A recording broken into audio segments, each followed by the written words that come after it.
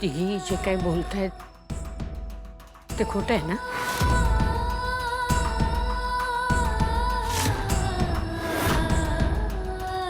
माझ्या डोक्यावर हात ठेवून सांग,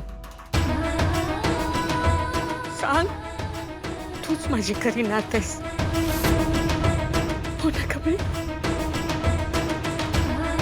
माझी खात्री आहे तू खरं काय ते सांगशील. हे खोटं आहे ना? खोटं आहे. कमळी बोल बोल, तूच आहेस ना माझी खरी नात?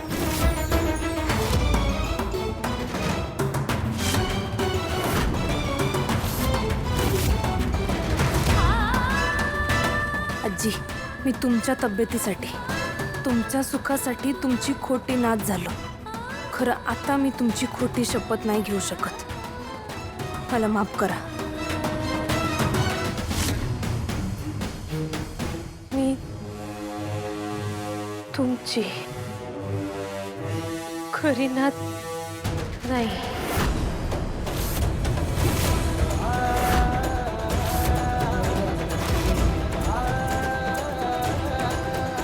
मी तुमची खोटी नात झालो कारण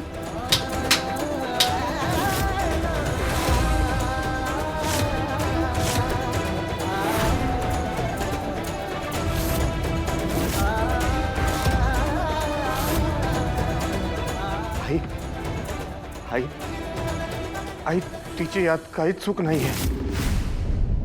आई सगळं मीच केलं आहे.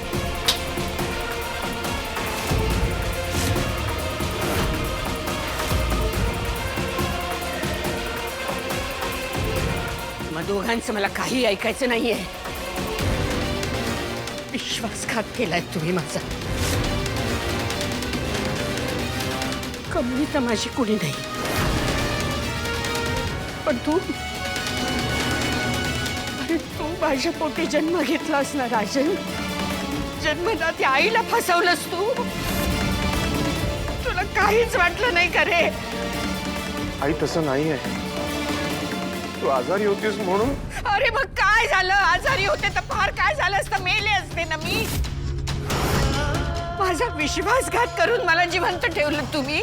जिवंतपणेच मारून टाकलं तुम्ही मला. माझ्या सगळ्या स्वप्नांची, माझ्या भावनांची क्रूर थट्टा केली तुम्ही. बोल का केलंस तू असं? तू माझी नात आहेस हे मला माहित नव्हतं. तेव्हाही तुझ्यावर खूप प्रेम केलं ना मी. केलं ना? काय कमी होतं ग माझ्या प्रेमामध्ये? सांग ना मला.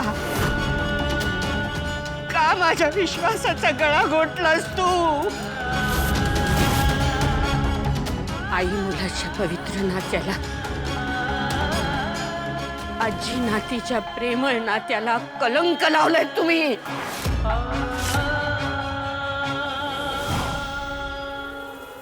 ताई,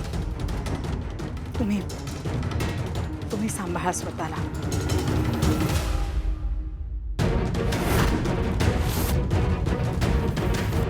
तू आज फक्त खोटी नात बनून आलीस. इथे असलेल्या प्रत्येक माणसाचा विश्वासघात केलास. मी तुला परवाच बोलले होते, तुला काही सांगायचंय तर सांग. कारण मला विश्वासघाती आणि खोटारडी माणसं आवडत नाही. मी त्यांना कधीच माफ करत नाही. तुला माहितीये, मी सतत स्वतःला समजवत होते की मी तुझ्या बाबतीत चुकीचा विचार करते. पण तू माझी शंका खरी ठरवलीस ग. तू आज काय केलेस माहितीये? तू स्वतःला बदनाम केलेस, पण तुझ्या बरोबर तुझ्यासारख्याच गावाहून इथे शहरात येणाऱ्या प्रत्येक माणसाला बदनाम केलेस तू.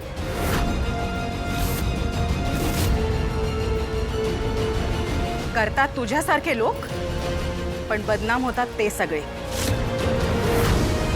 खरं तर मी तुझ्यावर रागवावं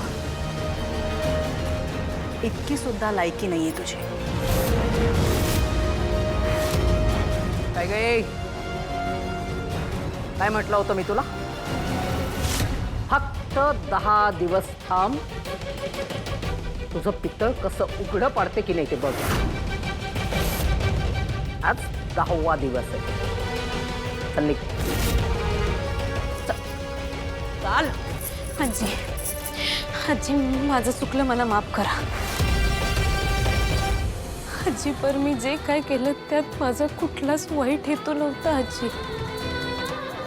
मी प्रत्येक वेळी तुम्हाला सांगायचा प्रयत्न केला आजी. खरं ए भिकारडे, आज झालं. अरे तुझा तर या प्रॉपर्टीवर पहिल्या दिवसापासून डोळा होता आणि हे फक्त मी ओळखलं होतं. तुला बरोबर माहित झालं होतं की ह्या आजीला तिची मोठी नात हवी. तिने तुला लळा लावला आणि तू त्या लळ्याचं काय केलंस? तिचा केसाने गळा कापलायस तू. नंतर तुला सांगते, हिच्यासारख्या मुलींना आहे ना दुसऱ्यांच्या मनात जागा करून घ्यायला अगदी हा एवढासा वेळ लागतो. अशा दुसऱ्यांच्या काळजात जाऊन बसतात आणि जागा घेतात. माझं नाही, माझं तसं नाही. मी मात्र हिला पहिल्या दिवसापासून ओळखलं होतं. आजी आजी एकदा माझं ऐकून घ्या. हे बघा, एकदा माझ्यावर विश्वास ठेवा. मी कोणी तुझी आजी बिजी नाहीये. आणि विश्वास हा शब्द तो तुझ्या तोंडात शोभतच नाही. यापुढे माझं नावही तुझ्या तोंडून घेऊ नकोस तू. कारण माझा आणि तुझा आता काहीही संबंध नाहीये. माझ्यासाठी तू आज मेलीस कमळी.